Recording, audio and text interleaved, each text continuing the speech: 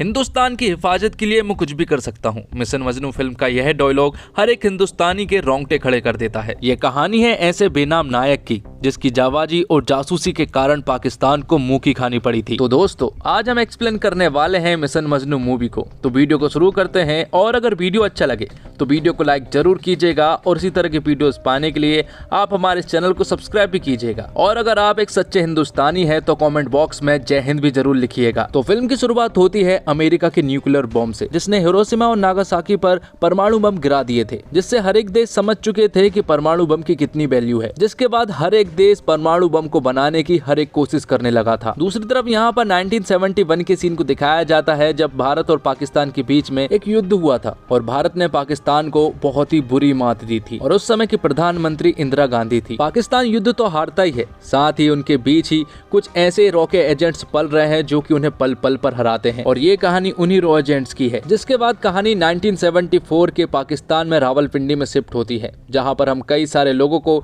नमाज पढ़ते हुए देख पाते हैं। साथ ही हम यहाँ पर तारिक नाम के एक लड़के को भी देख पाते हैं, और वो भी नमाज पढ़ रहा था। जिसके बाद जब सभी लोग नमाज पढ़ लेते हैं तो तारिक एक आदमी के पास जाता है जो कि दर्जी है और उसका एक दफ्तर भी है, इसलिए तारिक उसके पास काम मांगने के लिए जाता है। दरअसल तारिक भी एक दर्जी है और वो इन कामों में बहुत एक्सपर्ट है। शुरुआत में तो वो आदमी काम देने से साफ इनकार कर देता है, लेकिन आखिर में मौलवी साहब के कहने पर तारिक को काम मिल जाता है। जिसके अगले दिन उसी दर्जी के दफ्तर को दिखाया जाता है, जहाँ पर एक आदमी तारिक का टेस्ट ले रहा होता है और तारिक काफी अच्छे तरीके से टेस्ट को पास भी कर लेता है। और जब तारिक एक सुई में जब धागा डाल रहा होता है, तभी उसकी नजर एक लड़की पर पड़ती है और उस लड़की का नाम होता है नसरीन। नसरीन देख नहीं सकती है, वो बचपन से ही अंधी है। और यहाँ पर तारिक को नसरीन से पहली नजर वाला प्यार हो चुका था। जिसके बाद तारिक नसरीन के पास रहने की हर एक कोशिश करता है। साथ ही नसरीन जब घर से निकलकर ऑटो के लिए वेट करती है तो तारिक उसके लिए हर रोज एक ऑटो को रुकवाता है। तारिक को ऐसा लगता है कि नसरीन उसे देख नहीं सकती है, जबकि नसरीन उसके इत्र से हर रोज उसे महसूस करती है। और तब से नसरीन को ऑटो से नहीं जाना पड़ा, क्योंकि तारिक उसे हर रोज स्कूटर से छोड़ दिया करता था।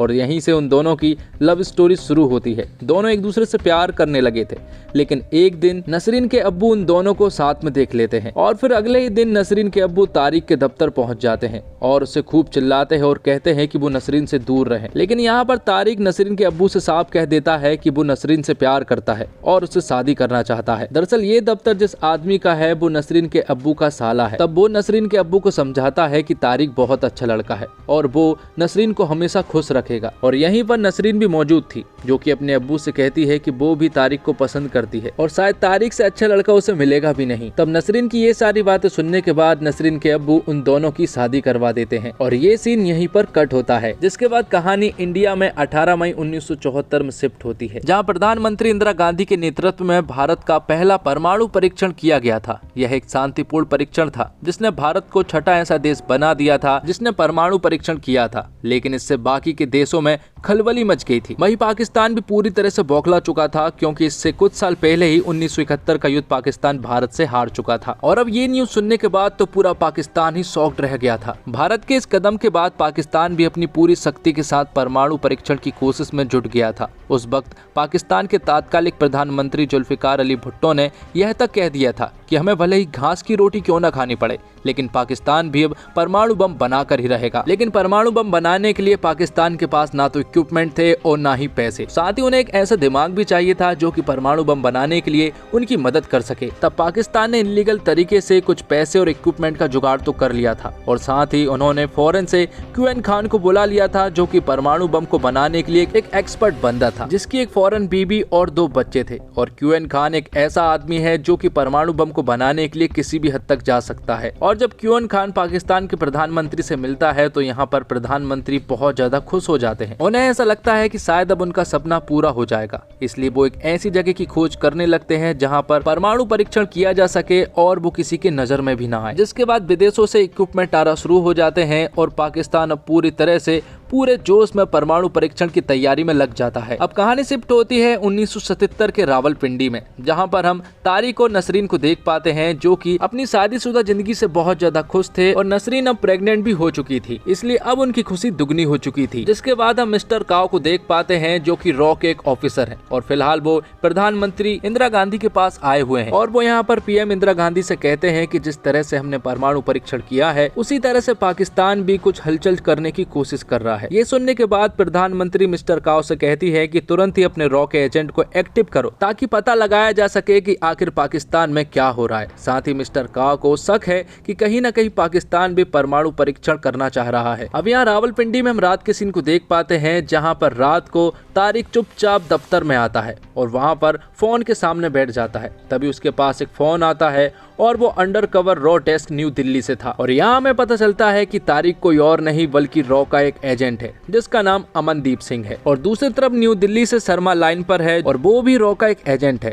और शर्मा तारिक से बिल्कुल भी ठीक ढंग से बात नहीं करता है, क्योंकि तारिक का बाप गद्दार था, इसलिए शर्मा तारिक से बिल्कुल भी ठीक ढंग से बात नहीं करता है और हर बार उसे गद्दार ही बुलाता है। दरअसल तारिक के पिता ने इंडिया की कुछ इन्फॉर्मेशन लीक कर दी थी, इसी कारण वो गद्दार कहलाए और उन्होंने आत्महत्या भी कर ली थी। यहाँ पर शर्मा तारिक को बताता है कि जिस तरह से हमने पोखरण में परमाणु परीक्षण किए हैं उसी तरह से पाकिस्तान भी परमाणु परीक्षण करने की पूरी कोशिश में है, इसलिए तुम्हें बस ये पता करना है कि आखिरकार वो परमाणु परीक्षण कहाँ पर हो रहे हैं। साथ ही शर्मा यहाँ पर तारिक को एक ढाबा का एड्रेस भी बताता है जिस जगह से एक रॉ का एजेंट तारिक को कुछ चीजें देगा और शर्मा यहाँ पर उसे इस मिशन का नाम भी बताता है कि आज से इस मिशन का नाम मिशन मजनू होगा। अब आगे मिस्टर काओ के द्वारा हमें पता चलता है कि दरअसल मिस्टर काओ ने ही तारिक को ट्रेनिंग दी है और यहाँ पर एक आदमी उससे कहता है कि तारिक का बाप गद्दार था, तो फिर आपने तारिक को इस मिशन के लिए क्यों चुना। जिस पर मिस्टर काओ उससे कहते हैं कि तारिक का बाप गद्दार जरूर था लेकिन तारिक नहीं हो सकता है, क्योंकि तारिक को मैंने ट्रेन किया है और वो अपनी ईमानदारी को साबित करने के लिए कुछ भी कर सकता है। अब आगे रावलपिंडी में शर्मा के बताए हुए ढाबे पर तारिक पहुंच जाता है। वहां पर असलम नाम का एक आदमी इस ढाबे को चलाता है। यहाँ पर जब वो उससे कहता है कि उसे गोरिल्ला ब्रांड का मसाला चाहिए तो यहाँ पर असलम समझ जाता है कि ये तो रॉ का एजेंट है, इसलिए असलम तारिक को घर के अंदर ले जाता है और उसे कुछ पैसे और गन देता है। लेकिन यहाँ पर तारिक गन लेने से साफ मना कर देता है और उससे कहता है कि मेरा काम प्यार से होता है। जिसके बाद शर्मा असलम के पास कॉल करता है और उससे कहता है कि वो तारिक के ऊपर नजर रखे कि आखिर वो क्या कर रहा है। अब आगे हम तारिक को देखते हैं जो कि दर्जी के दफ्तर में आता है और वो यहाँ पर कुछ जनरल की वर्दी को पैक होते हुए देखता है और ये आज ही डिलीवर होनी थी। तब तारिक उनसे कहता है कि वो इन वर्दी को डिलीवर कराएगा और जब तारिक रास्ते में होता है तो वो बीच रास्ते में रुकता है और जनरल की वर्दी के ऊपर की 2 बटन तोड़ देता है। जिसके बाद जनरल दफ्तर में कॉल लगाता है और अपनी वर्दी की टूटी हुई बटनों के कारण वो दफ्तर के ऑनर को खूब चिल्लाता है, जिस पर तारिक उनसे कहता है कि वो बटन लगाकर आ जाएगा और उनसे सॉरी भी कहकर आ जाएगा। जिसके बाद वो तुरंत ही जनरल के घर पर पहुंच जाता है जहां पर कि वो वर्दी में बटन लगा रहा होता है। दरअसल यहां पर तारिक खुद आना चाहता था।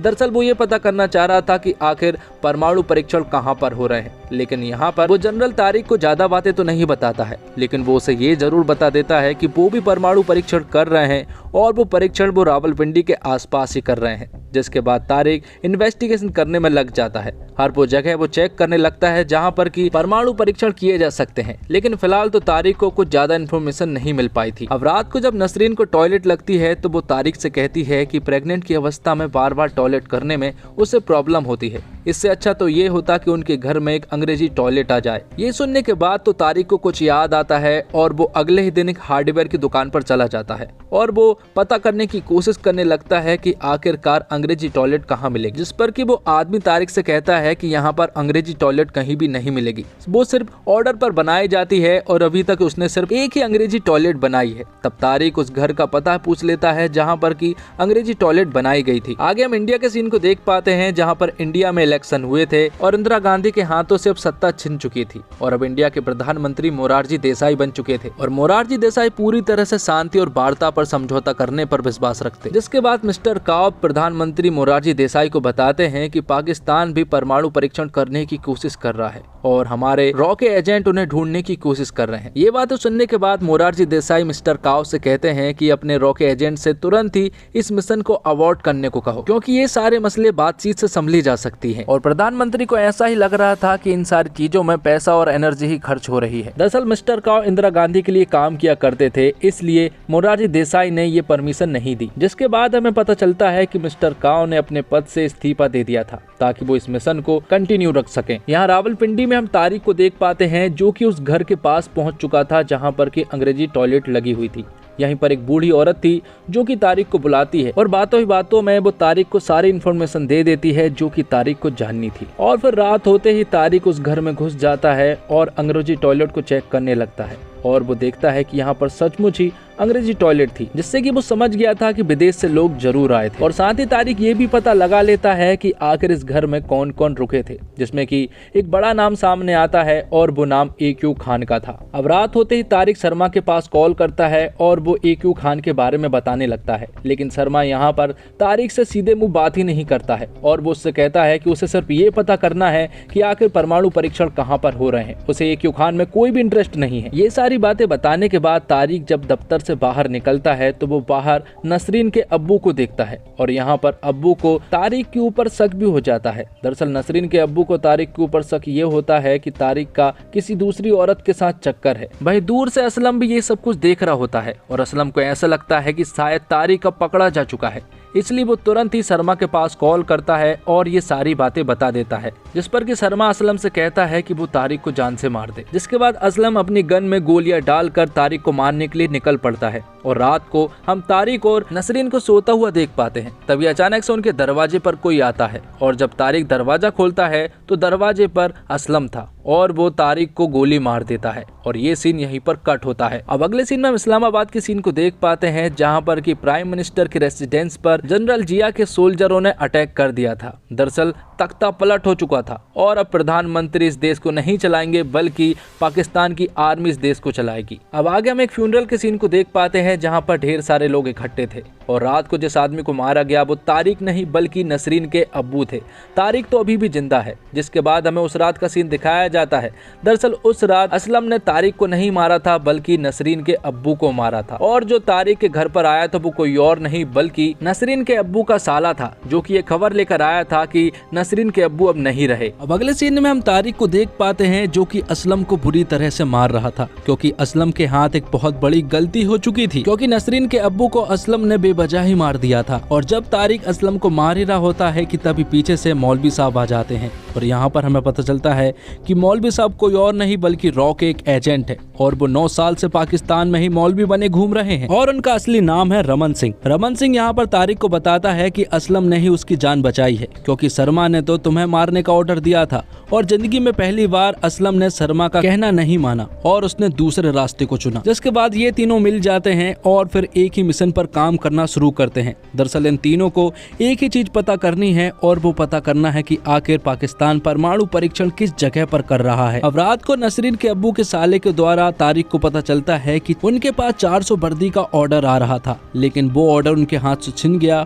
और किसी हमीद नाम के बंदे के पास चला गया, जिससे तारिक को ये पता लग जाता है कि ये 400 वर्दी जरूर परमाणु परीक्षण के उन सोल्जरों के लिए होंगी। अब अगले सीन में हम इस्लामाबाद में जनरल जिया को देखते हैं, जो कि प्रधानमंत्री मोरारजी देसाई के पास कॉल करके वार्ता और समझौते की बात करते हैं। दोनों ही काफी शांतिपूर्ण और समझौते वाली बात करते हैं। जिसके बाद तारिक हमीद नाम के बंदे के पास जाता है जिसके पास 400 वर्दी का ऑर्डर है। तो तारिक उससे पता करने की कोशिश करता है कि आखिर ये वर्दी कहां पर जाने वाली है, लेकिन हमीद उसे बताता है कि वर्दी हमको खुद डिलीवर नहीं करनी है बल्कि आर्मी के ऑफिसर्स ही इन वर्दी को लेने के लिए आएंगे। तब तारिक को एक आइडिया आता है और अगले दिन जब सोल्जर वर्दियों को भरकर एक ट्रक में लेकर जा रहे होते हैं तब तारिक, असलम और रमन सिंह नकली पुलिस ऑफिसर बन के उनसे ये पता कर लेते हैं कि आखिर ये वर्दी कहां पर जा रही है और उन्हें पता चलता है कि ये कहूटा नाम की एक जगह पर जा रही है। और फिर अगले दिन ये लोग कहूटा के लिए निकल पड़ते हैं और काफी देर तक छानबीन करने के बाद उन्हें पता चलता है कि एक जगह है जहां पर परमाणु परीक्षण चल रहे हैं, लेकिन सॉलिड एविडेंस ना होने की वजह से शर्मा इनकी कोई भी बात नहीं मानता है। शर्मा इनसे कहता है कि अगर इनके पास सॉलिड एविडेंस हो तभी वो मान पाएंगे कि वहां पर परमाणु परीक्षण चल रहे हैं, क्योंकि इजराइल जल्द ही क्वेटा पर हमला करने वाला है। जिसके बाद तारिक एक प्लान बनाता है और वो असलम और रमन सिंह से कहता है कि उसे फैसिलिटीज के अंदर जाकर ही एविडेंस लाना पड़ेगा, तभी कुछ हो सकता है। लेकिन वहाँ पर मौत का सबसे ज्यादा खतरा है, इसलिए तारिक नसरीन के लिए एक चिट्ठी लिखता है, क्योंकि तारिक को अब लगने लगा था कि वो फैसिलिटीज से बाहर नहीं आ सकता। तभी यहाँ पर तारिक को एक आइडिया आता है और वो तुरंत ही असलम और रमन सिंह के पास जाता है और वो उनसे कहता है कि पूरे कहूटा में एक ही बार्बर शॉप है और वहीं पर सारे ऑफिसर्स बाल कटाने के लिए आते हैं। और जब सभी लोग बाल कटा रहे होते हैं कि तभी बाहर असलम और रमन सिंह झगड़ा करने लगते हैं, जिसे देखने के लिए सभी लोग बाहर आ जाते हैं और तारिक मौका देखकर उन सारे ऑफिसर्स के बालों को एक पॉलिथीन में भर लेता है। दरअसल ये ऑफिसर के बाल ही परमाणु परीक्षण के सबसे बड़े सॉलिड एविडेंस है, क्योंकि अगर वहाँ पर सचमुच ही परमाणु परीक्षण चल रहे हैं तो इन ऑफिसर्स के बालों में हाई रेडियंस होंगे और हेयर सैंपल से ये बहुत ही अच्छे तरीके से पता लगाया जा सकता है। लेकिन इन हेयर सैंपल्स को किसी भी हालत में भारत भेजना था और ये काफी खतरे से भरा हो सकता है, क्योंकि समझौते एक्सप्रेस से वहां पर ले जाने के लिए कोई आदमी इनके पास नहीं था। तब रिस्क लेकर तारिक ही ट्रेन में चढ़ जाता है और जहां पर कई और लोग भी थे जो कि इंडिया जा रहे थे। तब तारिक उनके एक बैग में उन हेयर सैंपल्स को डाल देता है, लेकिन तभी सोल्जर्स को पता लग जाता है कि ट्रेन में एक ऐसा बंदा है जो कि इलीगल तरीके से इंडिया जाने की कोशिश कर रहा है। और जब उन्हें पता लग जाता है तो यहाँ पर एक तगड़ी फाइट होती है, जिसमें तारिक सोल्जर्स को बहुत ही बेरहमी से मारता है और आखिर में वो एक नदी में कूद पड़ता है और उसके हाथ में एक गोली भी लगी हुई थी। लेकिन आखिरकार वो असलम और रमन सिंह के पास पहुंच जाता है, जिसके बाद वो तुरंत ही शर्मा के पास कॉल करता है और कहता है कि उसने समझौते एक्सप्रेस में इंडिया आ रहे कुछ लोगों के बैग में हेयर सैंपल्स को डाल दिया है, तो ट्रेन जैसे ही इंडिया पहुंचेगी तो आप उन हेयर सैंपल्स को कलेक्ट कर लें। तो कुछ ऑफिसर्स तुरंत ही प्लेटफॉर्म में पहुंचकर उन हेयर सैंपल्स को कलेक्ट कर लेते हैं और तुरंत ही उन्हें टेस्टिंग के लिए लैब पहुंचाया जाता है। यहाँ दूसरी तरफ इजराइल के फाइटर जेट एकदम तैयार थे क्वेटा के ऊपर अटैक करने के लिए। तब लैब में टेस्ट करने के बाद उन्हें पता चलता है कि इन बालों में रेडियंस काफी हाई हैं और ये हाई रेडियंस तो सिर्फ वहीं पर पाए जा सकते हैं जहां पर कि परमाणु परीक्षण चल रहे हो। ये सुनने के बाद तो तुरंत ही इजराइल से कांटेक्ट किया जाता है और तुरंत ही क्वेटा पर अटैक करने के लिए रोका जाता है, जिस पर एक जनरल तुरंत ही ऑर्डर देता है और इस मिशन को अवॉर्ड किया जाता है। आगे जब ये बात मोरारजी देसाई को पता चलती है तो वो अपने ऑफिसरों को खूब चिल्लाते हैं, क्योंकि ये मिशन वो लोग खुफिया तरीके से कर रहे थे और उन्हें इस बात की भनक नहीं थी। यहाँ दूसरी तरफ शर्मा तारिक के पास कॉल करता है और वो उससे माफी मांगता है। वो उससे कहता है कि वो हमेशा ये सोचता था कि टेलीफोन के इस तरफ वाला बंदा ही देशभक्त है, बाकी कोई और भी नहीं। वो तुम्हें हमेशा गद्दार पुकारता रहा, जबकि तुम एक असली देशभक्त हो। साथ ही वो उससे ये भी कहता है कि इतिहास में शायद ही तुम्हारा नाम कोई याद रखेगा, लेकिन वो उससे वादा करता है कि उसके बच्चे अमनदीप सिंह का नाम याद जरूर रखेंगे। अब आगे हम मोरारजी देसाई को देख पाते हैं, जो कि पाकिस्तान में जनरल जिया के पास कॉल करते हैं और वो उससे कहते हैं कि आप लोग परमाणु परीक्षण कर रहे हैं, उसे अभी बंद कर दो वरना वो लोग उनके ऊपर अटैक कर देंगे। ये सुनने के बाद जनरल जिया तुरंत ही एकू खान से कहते हैं कि वो इस मिशन को अबॉर्ट कर दे, क्योंकि अगर उन्होंने ऐसा नहीं किया तो इंडिया हमारे ऊपर मिसाइल छोड़ देगी, इसलिए ना चाहते हुए भी उन्हें ये मिशन अबॉर्ट करना ही पड़ता है। साथ ही पाकिस्तान को ये बात बहुत अच्छे से मालूम चल गई थी कि इस मिशन को बर्बाद करने के पीछे रॉ के एजेंट का हाथ है, इसलिए अब उनका सिर्फ एक ही मिशन है कि किसी भी हालत में पाकिस्तान के उन खुफिया जासूस का पता लगाया जा सके जो कि पाकिस्तान में जासूस बने घूम रहे हैं। अगले सीन में हम देखते हैं तारिक और नसरीन को, जहां पर तारिक नसरीन से कहता है कि हम जल्द ही दुबई जाने वाले हैं, क्योंकि दुबई में उसे जॉब मिल गई है। तो पाकिस्तान के सोल्जर्स अब रॉ के एजेंट को ढूंढने के लिए इन्वेस्टिगेशन करना शुरू कर देते हैं, जिसमें वो लोग सबसे पहले 2 हफ्तों के अंदर पाकिस्तान से इंडिया में कितने कॉल किए गए हैं और किन किन लोगों ने कॉल किए हैं उन सब की डिटेल्स निकालते हैं। यहाँ दूसरी तरफ तारिक के पास दुबई की टिकटें आ चुकी थी और अब वो जाने के लिए तैयार होने लगे थे। और यहाँ पाकिस्तानी ऑफिसरों की इन्वेस्टिगेशन के बाद 21 लोगों के नाम सामने आते हैं जिनके ऊपर उन्हें सबसे ज्यादा शक है, लेकिन उन 21 लोगों में से कुछ ही लोग हैं जो कि रॉ के एजेंट्स हैं, बाकी सारे निर्दोष हैं। लेकिन उन सारे ही 21 लोगों को मारने का हुक्म दे दिया जाता है। अब आगे हम तारिक और नसरीन को देख पाते हैं जो कि घर वालों से अलविदा कह रहे थे। वहीं दूसरी तरफ हम असलम के ढाबे पर कुछ लोगों को आता हुआ देख पाते हैं। दरअसल ये लोग पाकिस्तानी ऑफिसर्स होते हैं। इन्हें देखकर असलम तुरंत ही इनके ऊपर फायरिंग करना शुरू कर देता है और काफी सारे लोगों को अकेला भी मार गिराता है, लेकिन आखिर में असलम भी मारा जाता है। जिसके बाद हम पाकिस्तानी ऑफिसर्स को देखते हैं जो कि उन 21 लोगों को मारना शुरू कर देते हैं और एक एक करके उन सारे 21 लोगों को मारने के पीछे पड़ जाते हैं। साथ ही हम यहाँ पर थोड़ी देर के बाद रमन सिंह को देखते हैं जो कि असलम के पास आता है और जब वो असलम को देखता है तो वो पूरी तरह से शॉक्ड रह जाता है और तुरंत ही वो तारिक के पास जाता है। तारिक को ये सारी खबर बताने के बाद वो उससे कहता है कि पाकिस्तानी ऑफिसर्स हमें ढूंढने के पीछे पड़े हुए हैं और वो हमें जान से भी मार देंगे, इसलिए वो नसरीन को लेकर यहाँ से तुरंत ही निकल जाए। ये सुनने के बाद तारिक तुरंत ही नसरीन को लेकर एयरपोर्ट जाने लगता है। वहीं पाकिस्तानी ऑफिसर्स नसरीन के घर पर पहुंच चुके थे और उनके हाथों नसरीन और तारिक की फोटो भी हाथ लग चुकी थी। साथ ही हम आगे रमन सिंह को देख पाते हैं जिसके पीछे वो पाकिस्तानी ऑफिसर्स भी पीछे पड़ चुके थे और जब वो एक जगह पर रुकता है तो वो पाकिस्तानी ऑफिसर्स उसके पास आते हैं।